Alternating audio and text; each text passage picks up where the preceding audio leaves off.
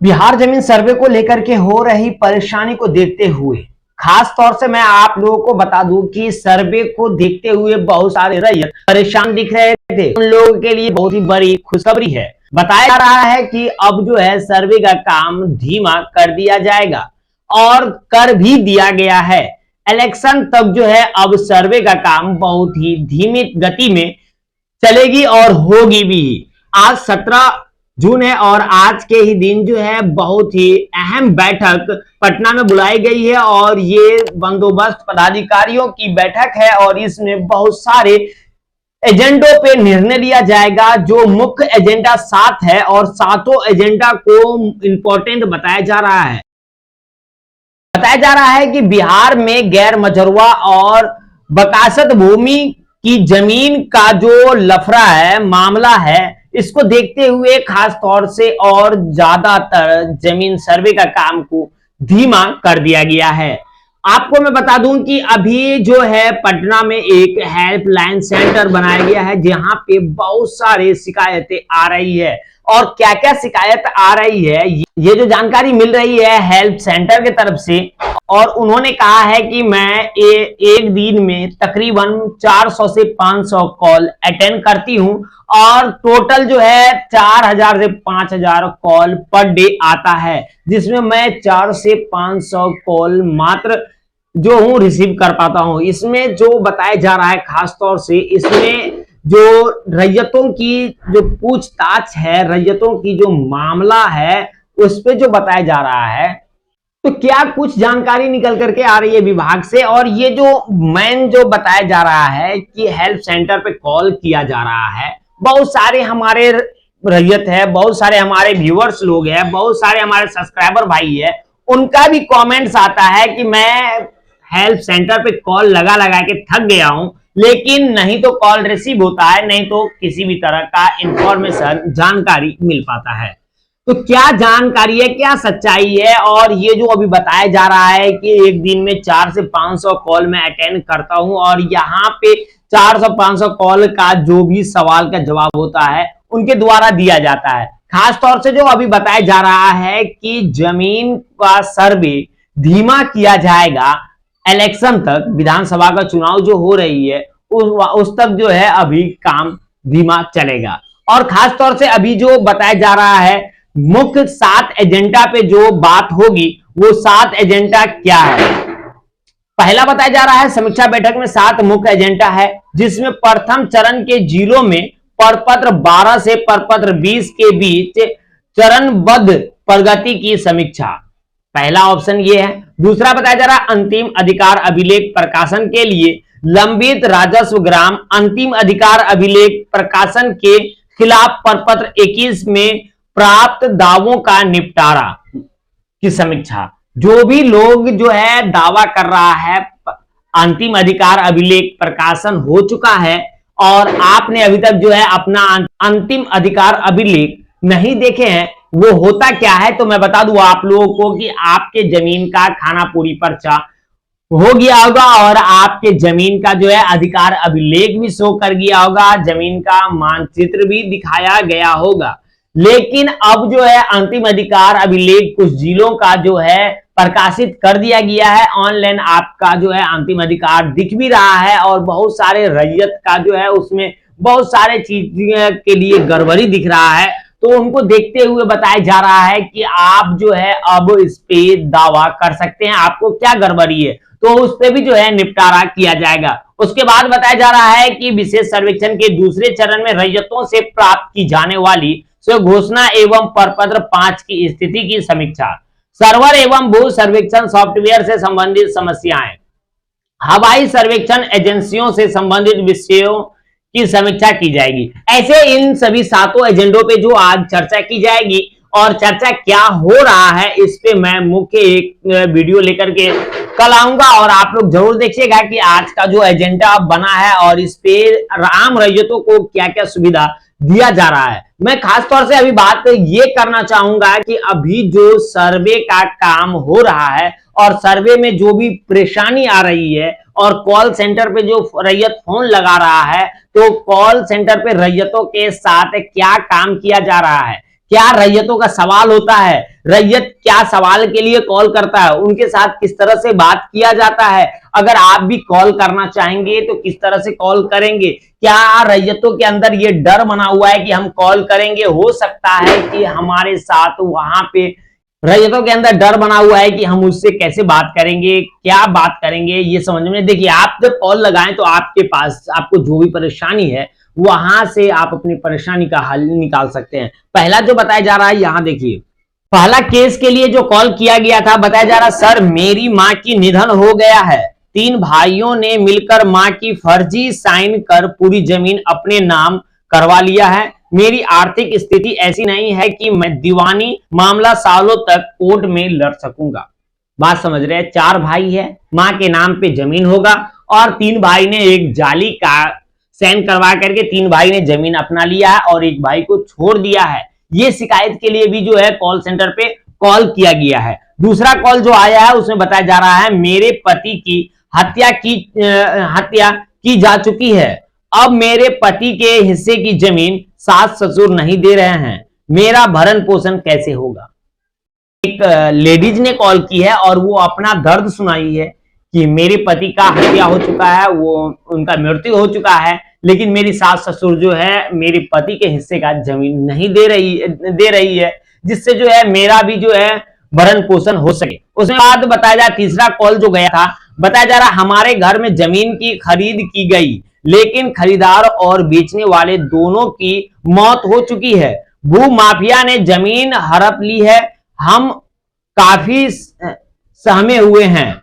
ये कुछ केसें हैं जो राजस्व एवं भूमि सुधार विभाग द्वारा चलाया जा रहा है, कॉल सेंटर से सामने आए हैं। इन कॉल सेंटर पर जमीन सर्वे से जुड़ी शिकायतें की जाती है और एक दिन में 400 से 500 कॉल अटेंड किया जा रहा है।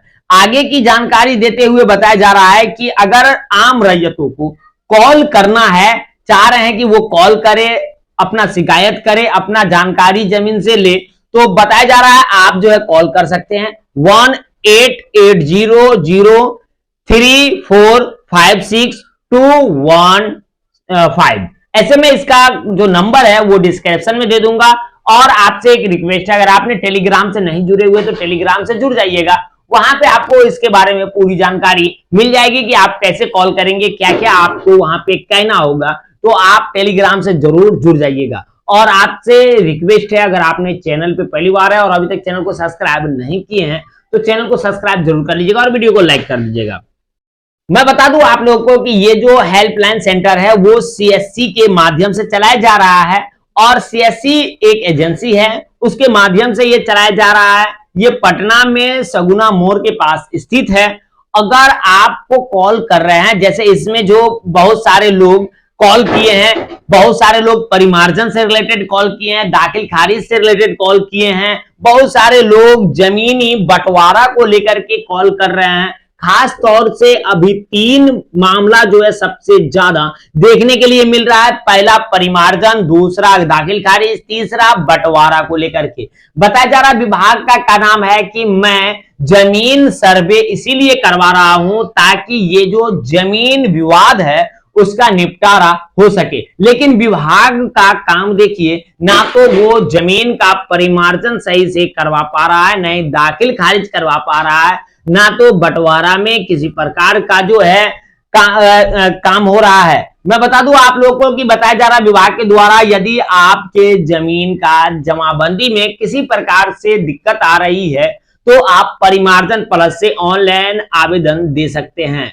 ये जानकारी देते हुए बताया जा रहा है कि सीओ के डैशबोर्ड पे 15 दिन तक शो करेगा। 15 दिन तक आपको इंतजार करना है, चाहे आप दाखिल खारिज के लिए आवेदन दे रहे हैं या परिमार्जन के लिए आवेदन दे रहे हैं, तो 15 दिन आपको मैक्सिमम 15 दिन आपको वेट करना होगा कि 15 दिन तक क्या हो रहा है। आप आवेदन देते ही परेशान ना हो जाएं कि मेरा डॉक्यूमेंट का क्या हुआ, मेरा एप्लीकेशन का क्या हुआ। तो आप जब भी आवेदन देंगे तो 15 दिन आपको मैक्सिमम वेट करना होगा ताकि 15 दिन में क्या रिजल्ट आता है। खास तौर से मैं आप लोग को बता दूं कि आप जो भी लॉगिंग आईडी से अपना आवेदन फिलअप करते हैं तो आप अपना स्टेटस बार बार देखते रहिए कि आपका स्टेटस में क्या बताया जा रहा है। कहीं उधर से जो है सीईओ की तरफ से रिटर्न आपको नहीं भेज दिया है और उसे आपको करेक्शन ना करना पड़े। अगर कोई भी दिक्कत है तो उसे करेक्शन कर करके फिर से आपको रीसबमिट करना जरूरी होगा। ये इंपॉर्टेंट जानकारी है, सुन लीजिए। खास तौर से अभी का जो मैं जानकारी दे रहा हूं, देखिए इसमें जो जानकारी दे रहा है अपर मुख्य सचिव दीपक कुमार सिंह ने बताया है कि अभी तक जो है सर्वे में क्या क्या हुआ। ये बात सुन लीजिए, सर्वे में जो बहुत सारे रैयतों का कंफ्यूजिंग है कि सर्वे में अभी क्या क्या हुआ है, कैसे हो रहा है सर्वे, क्या हो रहा है, कहां तक हुआ है। तो बताया जा रहा है जमीन सर्वे के पहले पेज में 79 अंचलों में काम शुरू हुआ था। पहले एक अंचल में 2 से 3 शिविर लगाए गए थे।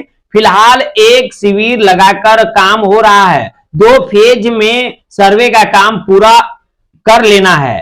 पहले पेज में 5657 मौजा का सर्वे किया गया, जिसमें से 1190 राजस्व ग्राम मौजा का अंतिम खतियान तैयार कर अंचल कार्यालय को भेज दिया गया है। बाकी 35,000 राजस्व ग्रामों मौजा में विशेष सर्वेक्षण का कार्य सितंबर से शुरू किया गया है।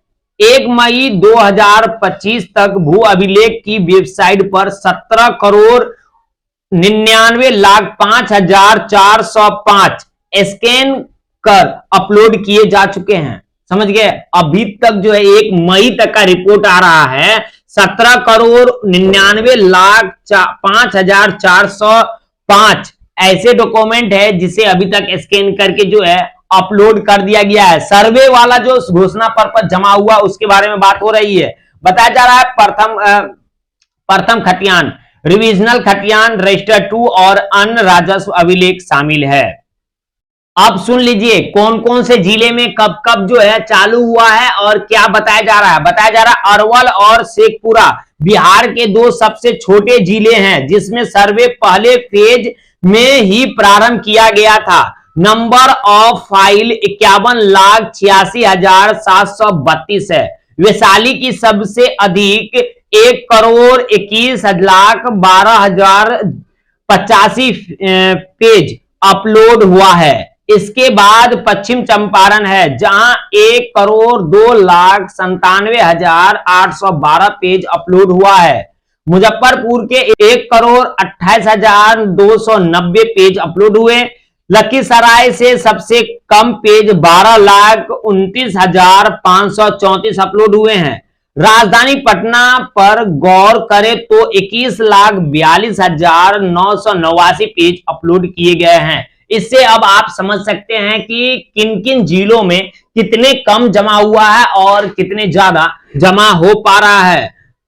तो इस प्रकार से जो है सर्वे के लिए घोषणा पत्र बहुत सारे रैयत जमा भी कर रहे हैं, बहुत सारे रैयत जमा भी कर चुके हैं और इसका जो है अभी तक जो है डॉक्यूमेंट जो है पेज जो है स्कैन करके अपलोड भी कर दिया गया है। और खास तौर से मैं बता दूं कि आपके बहुत सारे जिले में 13 जिले का, बिहार के 13 जिला का अंतिम अधिकार अभिलेख अपलोड भी हो गया है और वहां का जो है अब टोटल काम कंप्लीट भी कर दिया जाएगा। तो आप लोग अभी तक जो है अपना अंतिम अधिकार अभिलेख नहीं देखे हैं तो उससे रिलेटेड वीडियो में बनाया हूं, जाकर के जरूर देख लीजिएगा, ताकि आप लोग को समझ में आ जाए कि अंतिम अधिकार अभिलेख क्या होता है और कैसे उसको देखेंगे और उसके बाद आपको क्या करना है। और मैं आप लोग को बता दूं कि अगर आपने जमीन का सर्वे के लिए घोषणा पत्र जमा नहीं किए हैं तो अभी भी जो है घोषणा पत्र जमा हो रहा है। ऑनलाइन के माध्यम से आप जो है अपना डॉक्यूमेंट अपलोड कर सकते हैं। घोषणा पत्र 2 और प्रपत्र 3 ये मिला करके आप जो है जमा कर सकते हैं।